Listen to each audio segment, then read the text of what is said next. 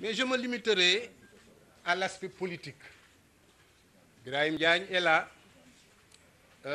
Mamadou Diouf, qu'on appelait Diouf Djambar. Diouf en tout cas. Ouais, Djambar. Oui, en tout cas. C'était nous trois qui constituions le secrétariat du mouvement des élèves et étudiants PAI, le MEPAI. Il y avait lui, c'était lui notre chef, comme on dit.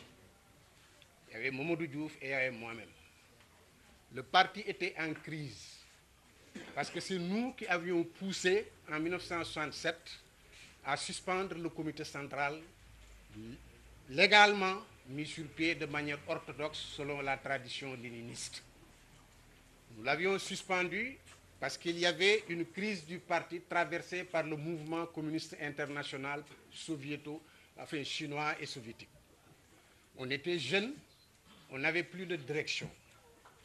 Le parti était décapité, entre guillemets. Bon, il n'y avait plus de direction. Notre problème à l'époque, c'était qu'on ne pouvait pas suivre Lénine exactement du point de vue de la tradition marxiste pour créer une nouvelle direction. Il fallait faire quelque chose. Il fallait faire quelque chose. Donc on a suspendu. Il y a des camarades qui nous disaient comment un groupe d'individus dans le parti peut-il se lever et suspendre un comité central. Dans le léninisme, ils ne l'ont jamais vu. Bon, on était en discussion. Moi, j'étais relié surtout avec les camarades de Thiès. Le camarade Mbaye était du PAI.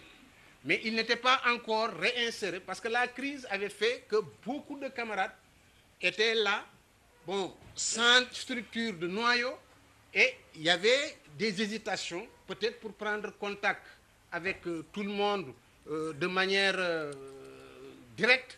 Il fallait un certain travail pour savoir, parce qu'il y en a qui étaient encore liés à la direction dont on dit à Majmoud, qui était à l'étranger, et qui nous disait qu'il n'est pas question de suspendre le comité central. Bon, donc, on était très... L'État qui nous surveillait, c'était des conditions extrêmement difficiles. Ce qui fait que c'est normal que le camarade Mbaye, un ami, on n'a jamais perdu contact. Jusqu'à nos jours, politiquement, amicalement et consorts. Parce qu'il y a dans l'histoire des choses qui ne se perdent jamais. Bon, même si on ne se voit pas, etc., toujours, bon, il y a un fond qui demeure. Bon, Mbaye n'était pas toujours informé de ce qui se passait au niveau de ce secrétariat.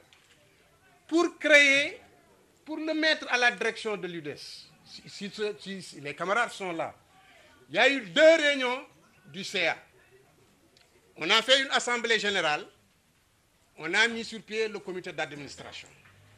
Quand il fallait mettre sur pied le comité exécutif, Mamadou Diouf est venu me voir, bon, le camarade aussi Brahim, pour me dire, tu prends le secrétaire, tu te présentes aux relations sociales. Je dis, oui, vice-président aux relations sociales. Mais quel président? Ils me disent Mbaye Diagne. C'est un camarade.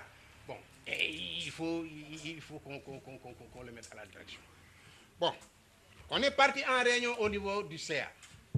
Bon, par un jeu de circonstances, parce qu'on était jeunes aussi, il y avait une liste.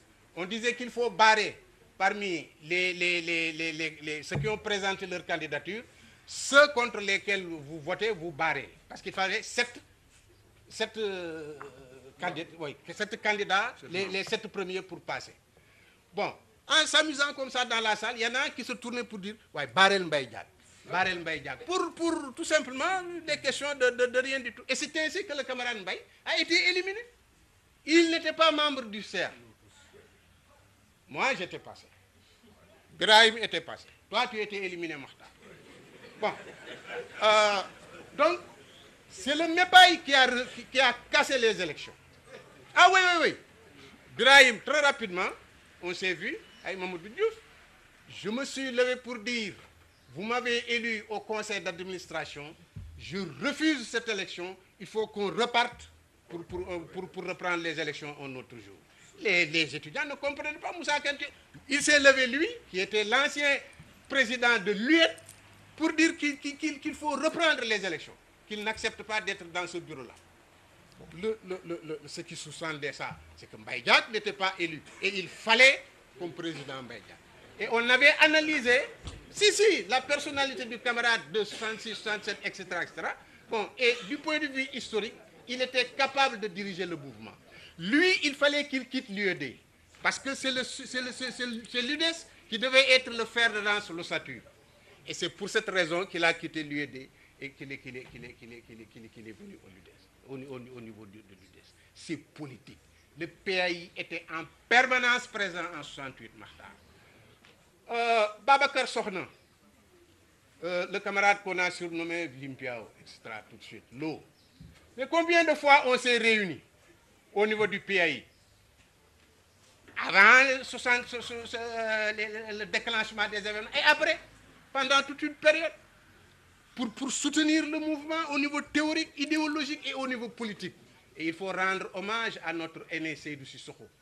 Il a fallu beaucoup de temps parfois pour mettre sur nos têtes chaudes beaucoup d'eau glacée pour remettre les situations en marche. Parce qu'on était en 1968 dans une lancée. Bon, quand en 1968, il fallait négocier. Brahim, tu te souviens bien, il y a eu des négociations secrètes d'abord, qui se sont passées quelque part près de la présidence. Moi, je m'appelais Mbaye Diak au cours de ces négociations-là.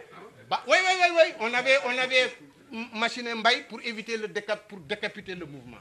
Parce qu'on se disait que, bon, il n'est pas question, parce qu'on avait beaucoup de comités exécutifs de relais. Bon, on avait dit que Mbaye, on le met à part. Bon, parce que Hassan Sek ne me connaissait pas de vue. Bon, quand je suis venu, on m'a dit, bon, on a fait les présentations. C'était Madame ici qui avait dirigé, disons, les négociations de préparation. Quand je suis venu, on m'a dit, tu t'appelles quoi? J'ai dit Mbaye Diak. C'est Babassi qui s'appelait Moussa Kane. Et Babassi, c'était un militant du PAI. Ce n'était pas par hasard qu'on l'avait mis là-dedans. Donc, c'est comme ça qu'on fonctionnait. Et c'est à partir de ces négociations-là maintenant que les négociations maintenant officielles sont venues. Le rôle de Seydou, il nous disait, jeunes camarades, il faut tenir compte de la fragilité des États africains. Tu te souviens bien. Votre mouvement est si puissant que si vous refusez la négociation, le mouvement, s'il rebondit aussitôt, le peuple va suivre. Comme le parti est en crise et n'a pas la possibilité d'encadrer tout ce processus-là parce que la direction est éclatée, c'est nous seuls les jeunes qui sommes encore dans le processus, le tissu social risque de se déchirer, les militaires vont entrer là-dedans et le pays risque de dans le chaos. Comme les autres pays africains qui ont connu ces déchirures ethniques, religieuses, etc. Seydou était, évidemment, il est né en 1922, nous, personne n'avait 30 ans encore à l'époque.